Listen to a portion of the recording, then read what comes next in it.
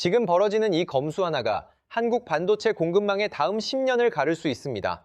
삼성전자가 최첨단 EUV 반도체 공정에서 처음으로 일본산 핵심 소재를 국산으로 바꾸는 시험대에 올랐습니다.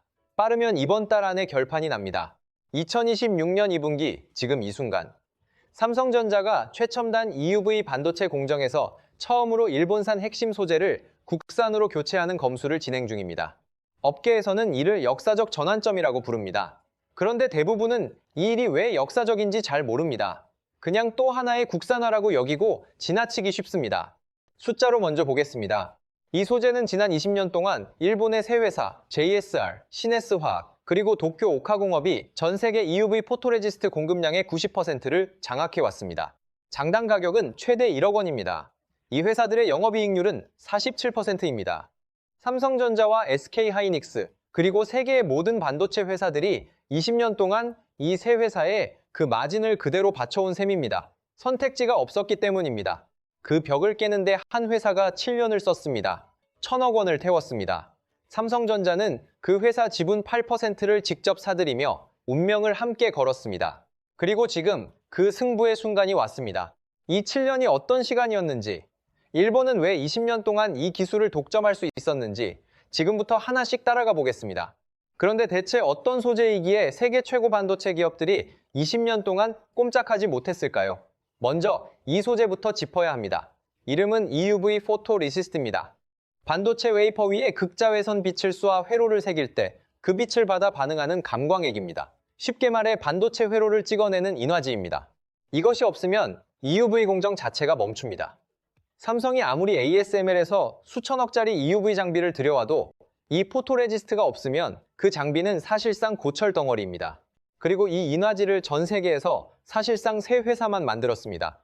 일본의 JSR, 시네스화학, 그리고 도쿄 오카공업입니다. 이 세 회사가 전 세계 EUV 포토레지스트 공급량의 90%를 장악하고 있었습니다. 남은 10%도 대부분 다른 일본 기업 몫이었습니다. 사실상 일본이 100%를 쥐고 있었던 셈입니다. 삼성전자가 세계 1위 파운드리를 꿈꾸든, TSMC가 애플칩을 독식하든, 인텔이 공정 전환을 서두르든 결국 포토레지스트만큼은 일본의 손을 빌려야 했습니다. 여기서 끝이 아닙니다. 가격을 보겠습니다. EUV 포토레지스트 한 장, 정확히는 웨이퍼 한 장에 쓰이는 분량의 단가는 최대 1억 원입니다. 일반 반도체 공정에 쓰이는 포토레지스트 단가의 수십 배입니다. 그리고 JSR과 시네스화학의 영업이익률은 47%입니다. 절반 가까이가 순이익으로 남는 구조입니다. 매출의 절반 가까이를 이익으로 챙기면서 20년 동안 전 세계 반도체 산업이 벌어들인 돈의 일부를 조용히 빨아들여 온 겁니다. 삼성전자 2023년 영업이익률이 얼마였는지 떠올려 보십시오. 반도체 불황이 겹치면서 연간 기준 4%대까지 떨어졌습니다. 반도체를 만드는 삼성은 4%, 그 반도체에 들어가는 소재를 파는 일본 회사는 47%였습니다. 누가 진짜 갑이었는지 숫자가 그대로 보여줍니다. 그렇다면 왜 이 구조는 20년 동안 깨지지 않았을까요? 진짜 문제는 그 다음에 있었습니다. 포토레지스트는 단순한 화학물질이 아닙니다. 반도체 공정과 한 몸입니다. 삼성이 새 공정을 개발하면 그 공정에 맞는 포토레지스트 레시피가 따로 필요합니다. JSR은 삼성 공정 데이터를 수십 년치 갖고 있습니다. 삼성 FAB 안에서 직접 테스트를 하고 수율 데이터를 보며 그 데이터를 바탕으로 레시피를 최적화해 왔기 때문입니다. 이건 단순히 화학식을 베낀다고 해결되는 문제가 아닙니다. 수십 년간 쌓인 공정 데이터와 노하우가 소재 안에 녹아 있습니다. 새로운 회사가 들어오려면 그 데이터를 처음부터 다시 쌓아야 합니다. 그런데 그걸 쌓으려면 실제 양산 라인에서 테스트를 해야 하고 삼성 입장에서는 검증되지 않은 소재를 양산 라인에 넣었다가 수율이 무너지면 수백억, 수천억 손실이 발생합니다. 아무도 쉽게 문을 열어주지 않습니다. 일본 소재가 완벽하지 않더라도 그냥 쓰던 것을 계속 쓰는 편이 훨씬 안전한 겁니다. 기술 독점이 스스로를 영속시키는 구조였습니다. 한마디로 먼저 들어간 쪽이 계속 이기는 게임이었습니다. 그 균열은 기술이 아니라 사건에서 시작됐습니다. 2019년 7월 4일입니다. 일본 경제산업성이 한국을 향해 수출 규제를 발동했습니다. 대상은 딱 세 가지였습니다. 플로우린 폴리미드, 고순도 불화수소, 그리고 포토레지스트, 전부 반도체와 디스플레이의 핵심 소재입니다. 일본은 안보상 이유라고 했지만 시점은 대법원 강제징용 판결 직후였습니다. 경제 보복이었습니다. 그날부터 삼성전자 내부는 뒤집혔습니다. 당장 재고가 얼마나 버티는지, 대체 공급처는 어디인지 긴급 점검에 들어갔는데 결론은 참담했습니다. 포토레지스트 재고는 수개월치밖에 없었습니다. 대체 공급처는 사실상 없었습니다. 20년 동안 한 번도 대안을 진지하게 고민하지 않았던 겁니다. 설마 일본이 이 카드를 실제로 꺼낼 줄은 몰랐던 것입니다. 숫자로 보면 그 규모가 더 또렷합니다. 당시 한국의 일본산 포토레지스트 의존도는 91.9%였습니다. 나머지 8%도 장비 호환이 안 되거나 성능이 검증되지 않은 제품들이었습니다. 사실상 100% 의존이었던 셈입니다. 삼성전자와 SK하이닉스의 합산 연간 반도체 매출은 당시 약 80조 원이었는데 그 80조짜리 생산 라인 전체가 일본의 허가 하나에 달려 있었던 겁니다. 이재용 부회장은 직접 일본행 비행기에 올랐습니다. 목적은 하나였습니다. JSR과 신해소화학 측의 공급을 계속해달라고 요청하는 것. 세계 1위 메모리 반도체 기업의 총수가 소재 업체에 읍소하러 간 겁니다. 이 장면이 뜻하는 바는 분명했습니다. 삼성전자 연 매출은 당시 300조 원에 육박했습니다. JSR 연 매출은 3조 원 수준이었습니다. 매출로 보면 100배 차이가 나는 회사의 삼성 총수가 직접 날아가 제발 팔아달라고 해야 했던 겁니다. 문제는 돈의 크기가 아니라 누가 진짜 열쇠를 쥐고 있느냐였습니다. 그것이 2019년 여름 삼성의 민낯이었습니다. 그리고 더 깊은 구조가 드러났습니다. 일본 소재 산업이 왜 이렇게 강한지 그 뿌리를 들여다보면 이야기가 완전히 달라집니다. 1980년대를 떠올려 보십시오. 그 시절 세계 반도체 시장의 왕은 일본이었습니다. 도시바, NEC, 히타치가 세계 반도체 매출 상위를 휩쓸던 시절입니다. 그리고 이 제조 강자들이 바로 옆에서 소재 회사들을 함께 키웠습니다. 소재 회사들은 실제 양산 라인 안으로 들어와 공정을 같이 개발했고 그 과정에서 수십 년치 데이터를 몸에 새겼습니다. 그런데 1990년대 들어 한국과 대만이 반도체 제조에서 치고 올라오면서 일본 제조사들은 무너지기 시작합니다. 도시바는 메모리에서 철수했고 NEC는 레네사스로 쪼개졌고 히타치도 반도체 부문을 팔았습니다. 일본 반도체 제조업은 사실상 몰락했습니다. 그런데 소재 회사들은 살아남았습니다. 여기서 전체 그림을 보면 매우 역설적입니다. 일본 반도체 제조가 무너질수록 소재 회사들의 입지는 오히려 더 단단해졌습니다. 이유는 단순합니다. 한국과 대만이 제조를 가져갔지만 소재만큼은 여전히 일본 것을 써야 했기 때문입니다. 수십 년간 쌓인 공정 데이터와 신뢰관계가 이미 소재 안에 녹아 있었던 것입니다. 삼성이 아무리 제조 기술을 키워도 소재만큼은 일본 손에 있었습니다. 일본 반도체 제조업의 패배가 일본 소재 산업의 영구 독점을 만들어낸 셈입니다.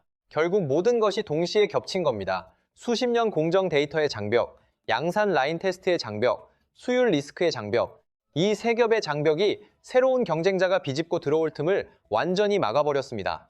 그리고 그 안에서 JSR과 신해소화학은 20년 동안 아무도 모르게 47% 마진을 챙겨왔습니다. 2019년 수출 규제는 그 구조의 민낯을 처음 세상에 드러낸 사건이었습니다. 그리고 그 순간 한 회사가 움직이기 시작했습니다. 이솔이라는 회사입니다.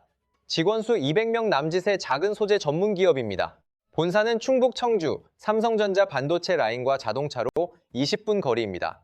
이 회사는 2019년 이전부터, 그러니까 수출 규제가 터지기 전부터 이미 EUV 포토레지스트 개발에 뛰어들어 있었습니다.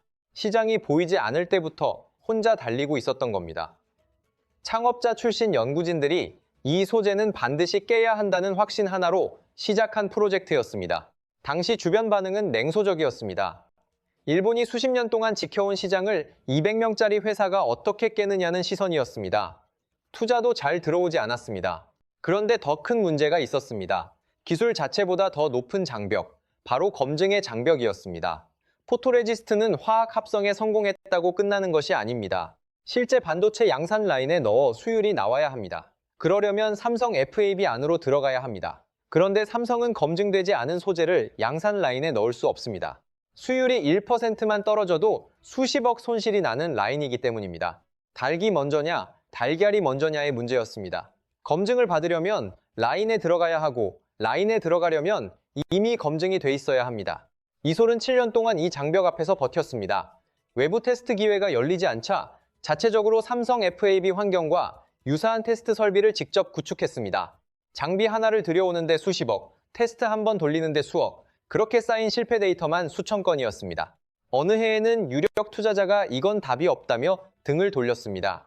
직원들 사이에서도 우리가 정말 해낼 수 있는 건가 하는 회의가 돌았다는 말이 업계에서 전해집니다.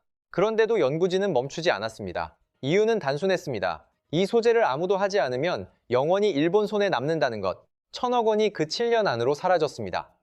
직원 200명짜리 회사에게 1,000억은 전부를 건 도박이 아니라 전부를 불태운 확신이었습니다. 그리고 삼성전자가 결단을 내렸습니다. 이솔 지분 8%를 직접 매입했습니다. 단순한 투자가 아니었습니다. 삼성이 이 회사와 운명을 같이 하겠다는 선언이었습니다. 지분을 사는 순간 삼성은 이솔의 성공에 직접적인 이해관계를 갖게 됩니다. 그리고 그 말은 곧 이솔이 테스트 라인에 들어올 수 있는 길이 열린다는 뜻이기도 했습니다. 테스트가 시작됐습니다. 삼성전자 화성 캠퍼스 EUV 전용 라인입니다. 이솔의 포토레지스트가 처음으로 실제 양산 공정에 투입된 순간입니다. 연구소 환경이 아닙니다. 실제로 반도체가 찍혀 나오는 라인입니다. 여기서 수율이 나오지 않으면 7년은 그대로 끝납니다. 결과는 아직 공개되지 않았습니다. 삼성도 이솔도 구체적인 수율 수치를 외부에 내놓지 않았습니다. 업계에서는 현재 JSR 대비 90% 이상 수준까지 올라왔다는 이야기가 돌고 있습니다. 얼핏 90%면 충분한 것 아니냐고 생각할 수 있습니다. 하지만 반도체 공정에서 수율 1%는 돈으로 환산하면 연간 수백억 단위입니다. 90%와 99%는 숫자 차이로는 9%지만 돈 차이는 수천억이 될 수 있습니다. 그래서 아직 결판이 난 것이 아닙니다. 빠르면 이번 달, 늦으면 올해 안에 최종 결론이 납니다. 그렇다면 이 검수가 통과되면 무엇이 달라질까요? 첫 번째 열쇠는 가격입니다. 지금 삼성이 JSR에 지불하는 EUV 포토레지스트 단가 웨이퍼 한 장당 최대 1억 원입니다. 이솔이 공급망에 들어오는 순간 이 단가에는 협상 카드가 생깁니다. 독점 공급자에게는 가격 협상이 불가능합니다. 선택지가 없기 때문입니다. 하지만 대안이 하나라도 생기면 그 순간부터 JSR도 움직여야 합니다. 실제로 반도체 업계에서는 2위 공급자가 등장하는 것만으로도 1위 공급자 단가가 15%에서 20%까지 내려가는 사례가 반복돼 왔습니다. 삼성전자가 연간 EUV 공정에 쓰는 포토레지스트 비용은 정확히 공개되지 않았지만 업계 추산으로 수천억 원 수준입니다. 단가가 15%만 내려가도 연간 수백억 원이 절감됩니다. 두 번째 열쇠는 공급망 리스크입니다. 2019년 같은 상황이 다시 오면 어떻게 될까요? 지금 구조라면 여전히 같습니다. JSR이 공급을 끊으면 삼성 라인은 멈춥니다. 하지만 이솔이 들어오면 이야기가 달라집니다. 비상시 국내 대체 공급이 가능한 구조가 만들어집니다. 이건 단순한 비용 절감 문제가 아닙니다. 국가 안보 수준의 문제입니다. 반도체 하나를 못 만들면 스마트폰도 자동차도 방산 장비도 멈춥니다. 그 공정의 핵심 소재를 일본 세 회사가 쥐고 있다는 것은 그 나라 산업의 심장부 위에 타국이 손을 얹고 있다는 뜻입니다. 그리고 진짜 공포는 지금부터입니다. 세 번째 열쇠가 있습니다. 이번 검수가 단순한 소재 교체가 아닌 이유입니다. 이솔이 삼성 라인에 들어가는 순간 이솔은 그때부터 공정 데이터를 직접 쌓기 시작합니다. JSR이 20년 동안 쌓아온 것과 같은 종류의 데이터를 이솔이 쌓기 시작하는 겁니다. 시간이 지날수록 격차는 줄고 어느 순간 역전도 가능해집니다. 한번 문이 열리면 다시 닫기는 훨씬 더 어렵습니다. 이것이 JSR이 가장 두려워하는 시나리오입니다. 실제로 JSR은 2024년 일본 국부펀드 JIC에 의해 통째로 매수됩니다. 부채 포함 약 9조 원, 상장 폐지 후 완전 국유화입니다. 생각해 보십시오. 지칠 선진국이 민간 소재 기업 하나를 9조 원을 들여 국가가 직접 소유한다는 것 자체가 얼마나 이례적인 일인지. 이런 방식의 기업 국유화는 전후 일본 역사에서 거의 전례가 없습니다. 그만큼 일본 정부가 이 상황을 심각하게 보고 있다는 뜻입니다.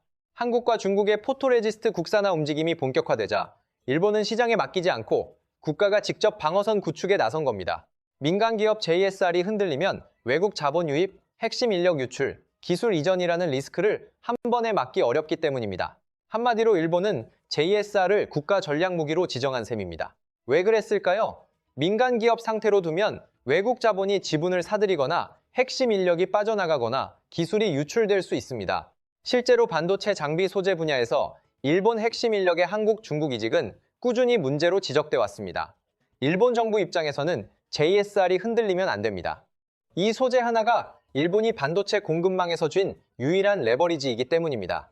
그렇다면 이 구도에서 이솔의 검수가 통과하지 못하면 어떻게 될까요? 실패 시나리오를 냉정하게 봐야 합니다. 수율이 기준치에 못 미치면 이솔은 다시 연구소로 돌아갑니다. 1,000억 원과 7년은 매몰 비용이 됩니다. 그리고 시장에 하나의 신호가 퍼집니다. 역시 일본 포토레지스트는 못 깬다는 신호입니다. 그 신호가 퍼지는 순간 다음 도전자가 나오기까지 적어도 5년에서 10년이 걸립니다. 투자자들이 등을 돌리기 때문입니다. 그 5년에서 10년 사이에 무슨 일이 벌어질까요? 중국이 들어옵니다. 지금 중국은 반도체 소재 국산화에 국가 예산을 쏟아붓고 있습니다. 중국이 먼저 EUV 포토레지스트 국산화에 성공하는 순간 이 시장 구도는 일본 단독 독점에서 일본, 중국 양강 구도로 바뀝니다. 그리고 그 두 나라 사이에서 한국은 어느 쪽 소재도 마음 놓고 믿기 어려운 처지에 놓입니다. 지금 한일 관계, 한중 관계 모두 언제 어떻게 뒤집힐지 알 수 없습니다. 이솔이 이번에 실패하면 한국 반도체는 앞으로도 한동안 소재 공급망의 인질로 남게 됩니다. 그것도 선택의 여지 없이 그 사이 상황은 더 복잡해집니다. 미국이 반도체 공급망 재편을 계속 밀어붙이며 일본과의 소재 장비 동맹을 더 단단하게 묶고 있기 때문입니다. 미국 입장에서는 일본 소재가 한국, 대만 FAB에 공급되는 현재 구조가 나쁘지 않습니다. 어차피 동맹 안에서 돈은 돈이기 때문입니다. 이 구조가 고착화될수록 한국이 독자적인 소재 공급망을 구축할 정치적 공간은 줄어듭니다. 여기서 우리가 진짜 봐야 할 것은 따로 있습니다. 이게 포토레지스트 하나의 문제가 아니라는 점입니다. EUV 공정에 들어가는 핵심 소재와 부품 가운데 한국이 자체 조달 가능한 것은 아직 절반도 되지 않습니다. 포토레지스트 외에도 블랭크 마스크, EUV 펠리클, 공정가스가 모두 일본과 유럽에 집중돼 있습니다. 수천억짜리 EUV 장비가 소재 하나 때문에 고철이 되는 것처럼 소재가 흔들리면 공정 전체가 흔들립니다. 공정이 흔들리면 수율이 무너지고, 수율이 무너지면 납기가 틀어지고, 납기가 틀어지면 고객이 떠납니다. 결국 TSMC로 갑니다. 삼성이 파운드리에서 TSMC에 계속 밀리는 이유 중 하나도 바로 여기에 있습니다. 제조 기술만의 문제가 아니라 소재 공급망의 안정성 문제이기도 합니다. 이건 소재 하나의 국산화가 아닙니다. 20년 동안 한 번도 열리지 않았던 문이 처음으로 열리느냐 아니냐의 문제입니다. 그 문이 열리면 다음 소재, 그 다음 소재의 문도 열릴 수 있습니다. 반대로 이 문이 다시 닫히면 한국 반도체는 앞으로도 한동안 소재 공급망의 인질로 남게 됩니다. 이솔이 성공하든 실패하든 이 싸움은 아직 끝난 것이 아닙니다. 결과가 나오기 전까지 섣불리 의미를 부여하거나 축배를 드는 것은 위험합니다. 결판이 나고 실제 양산 공급이 시작되고 수율 데이터가 쌓이고 그것이 확인되는 그 순간까지는 아직 끝난 것이 아닙니다. 7년을 버틴 200명짜리 회사, 그리고 그 회사의 지분을 사며 운명을 건 삼성전자. 이 결판이 어느 쪽으로 나든 그 결과는 한국 반도체 공급망의 다음 10년을 결정하게 될 겁니다.